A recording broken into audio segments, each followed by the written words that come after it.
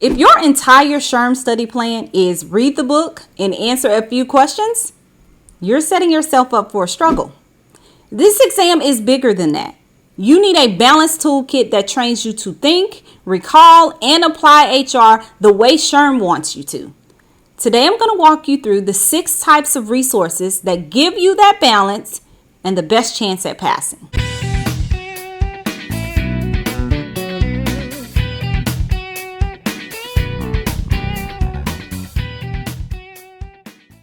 First is your core content source. And now this is the foundation of your preparation. This is your main book or the LMS or the course that is going to walk you through SHRM's BASC. Jumping between multiple main sources will just confuse you. One source says it's one way, another uses a different terminology, and you're not going to know which one is right. SHRM isn't grading you on which brand you studied from. They're grading you on whether you can apply their framework consistently. That's why one clear, complete source is better than 3 halfway finished ones. Here's how to choose. First, make sure it's a comprehensive coverage of the BASC key concepts. There should be explanations that you actually understand because, if it reads like a legal textbook, you're not going to stick with it anyway. And you need formats that you'll actually use. So whether it's print, live, or audio, you choose. I had a student last year who was jumping between the SHRM learning system, Mometrics, and my course.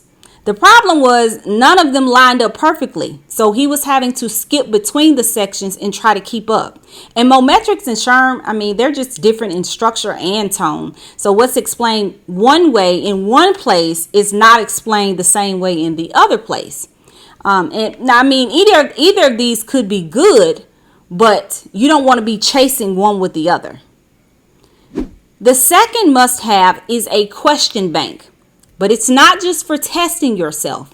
It's for training your brain to see how SHRM asks questions. This is where people make their biggest mistake. They treat the practice questions like it's a score report. The gold in these is the review process. You want to learn why the wrong answers are wrong and why the best answers fit SHRM's way of thinking. So start with on time and just focus on breaking the questions apart and understanding their reasoning. Then introduce the time sets to, kind of simulate the exam conditions. And make sure you are always mixing those question types. Do situational questions and knowledge questions. Remember, it is not going to do you any good to practice with 500 questions that are in no way the way that SHRM structures its questions. That is not going to do you any good. You need to make sure that the question bank that you choose mimics the vigor and the challenge of the actual exam. Number 3 is strategy training. And this is the difference maker between people who pass and people who just know HR. The SHRM exam isn't a memory test. It is a decision-making test. You can know FMLA eligibility requirements because maybe you do it day to day. So maybe you know it by heart, but you can still miss a situational question because you didn't recognize it in the organizational role or you didn't see the keywords in the question. Strategy teaches you how to think like SHRM, how to identify the question types, how to break down the question, and how to choose an answer that works for the long term. You should use the frameworks, like my READ method. You need lessons on identifying keywords and the question intent. Practice identifying the role, whether it's strategic, leader, or technical expert, kind of changes your answer. So all of these are vital to truly understanding what SHRM expects of you. I worked with a student who knew every law code, but he was still scoring in the 50s on the situational questions because he couldn't spot the laws in action. And once I started to teach him how to see the law within the question and look for the words that tell him whether that law was applicable or whether the whole law was being considered, then he saw his score go up. Number 4 is a visual tool. Our brains love pictures and patterns. Visual tools are kind of like a little shortcut. So if you have infographics or flashcards, mind maps, they are really good for those lazy days. They're easy to pull out, and especially if you're a visual learner, they're really critical if you're a visual learner. Mind maps help you to see those connections, and that helps you to understand. It just really makes things less intimidating. And they're perfect for, like, if you only have 5 or 10 minutes while you're waiting in the doctor's office, a good, review. Flashcards work really good for definitions and laws, and they are also a really good way to understand those theories and like what goes into each theory. I used to post mine on my desk at work, sometimes on my bathroom mirror. Really, I posted it anywhere that I might glance at them throughout the day, right? And your subconscious will absorb some of that. Number 5 is a study plan or a strategy guide. You need a plan. Every success starts with a plan, from building a house to building a business. If you want to build your success here on the SHRM exam, you're going to need a plan. And that plan will be well served to include the SHRM Basque.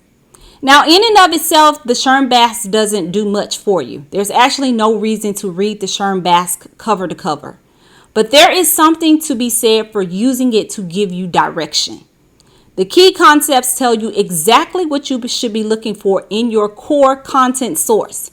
So when you see that, you know it's important. You know to pay attention. You know to take notes about that. And those proficiency indicators tell you how you're going to be tested on that topic. What does SHRM expect you to demonstrate about that topic? So having that is like a little compass. And instead of you trying to memorize everything that you read, you have a plan. Your plan should tie in the Basque with whatever timeline you have for studying. You need structure, planning, and execution. All of these are important for passing this exam. Now, the last thing is accountability, because most people start strong, but they do not finish strong.